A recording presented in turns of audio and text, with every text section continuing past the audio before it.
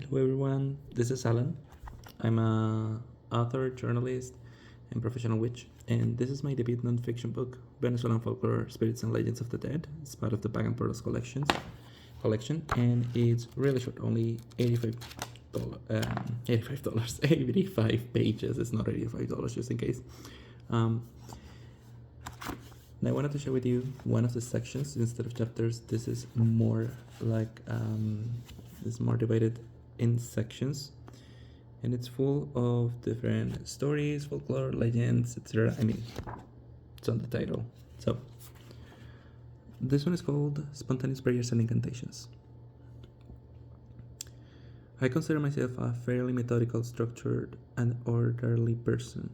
Everything I do must have an order shaped by specific steps, particularly when it comes to my spirituality, which is when I decide to be more organized.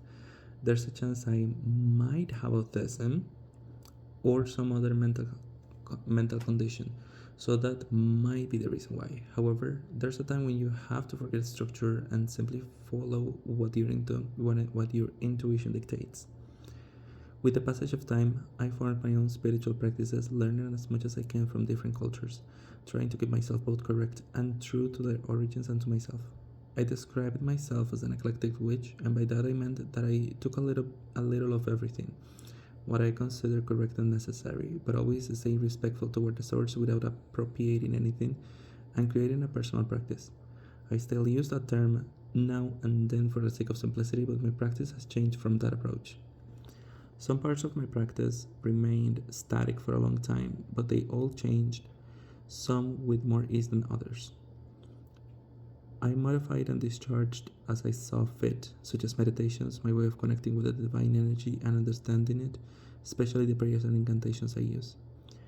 There are times when I don't have my notes, my ideas, or anything at hand. There's no way to review what I've done before, like when on a typical day I'm on a public transport and feel something isn't right. I believe that all living beings have energy, including inanimate ones, and that it's possible to give it form and purpose to manifest changes. Humans are not the exception to this, so if the need appears, it doesn't seem right or ethical to do nothing except on very rare occasions. Considering that first example, I simply identify what bothers or worries me, and I verbalize it in my mind, followed by my desire and its possible solution. Simple, direct, and until now, effective. It's a method that's always worked for me, one that I use whenever necessary. You don't have to say everything out loud or say it in words. I certainly don't do it like that all the time. I usually close my eyes, take a breath, forget my surroundings, and suddenly it's just me and my thoughts. Directed like an arrow straight to my desire, my goal, that prayer or that incantation. For me, a prayer is an interaction with divine energy, or, as I say, the people from above. God, Goddess, Buddha, Odin, virgins, angels, guardians, ascensors, gods, the universe. Names abound, but the essence is the same in general terms, a divine force that might be one or several. No matter what we call it, what face or characteristics we give it, the idea is present in different societies and cultures. A prayer is usually understood as a way of asking for help, asking for assistance and intervention when the situation warrants it. You can also pray to say thank you and show appreciation, but let's stay with the request part for now to keep it simple. An incantation, on the contrary, is a manifestation of our will or personal energy formed and directed towards a specific objective using the verbal or mental word, optionally with the help of other materials or energies.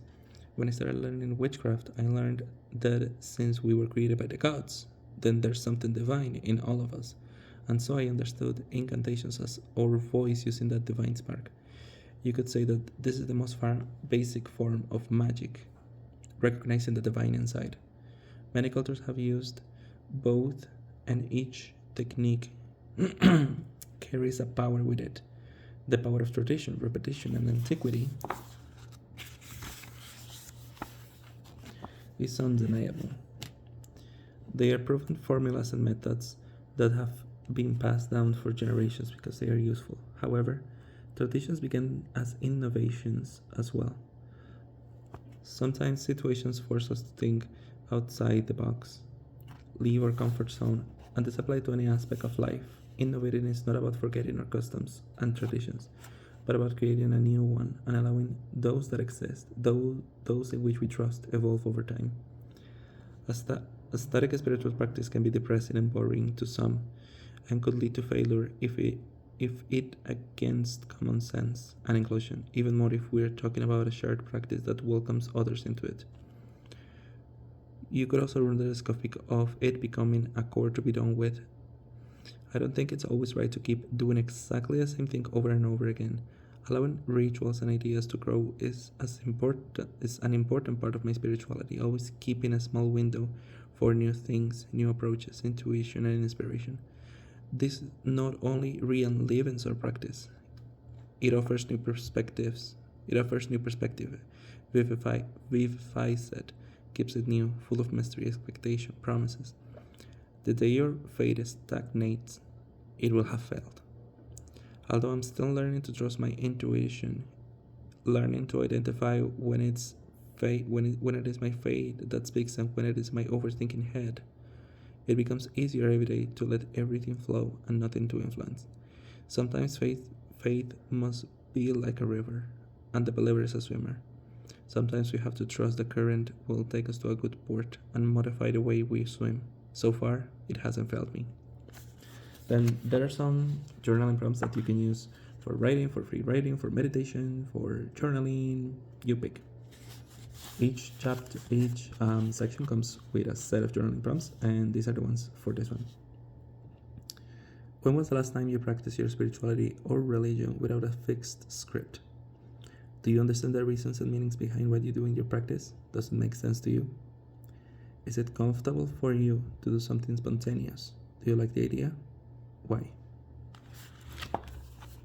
So, again, this is part of my book Venezuelan Folklore, Spirits and Legends of the Dead, but part of the Pagan Portals collection.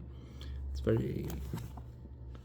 a very quick read, only 85 pages, and you can get it anywhere where books are sold.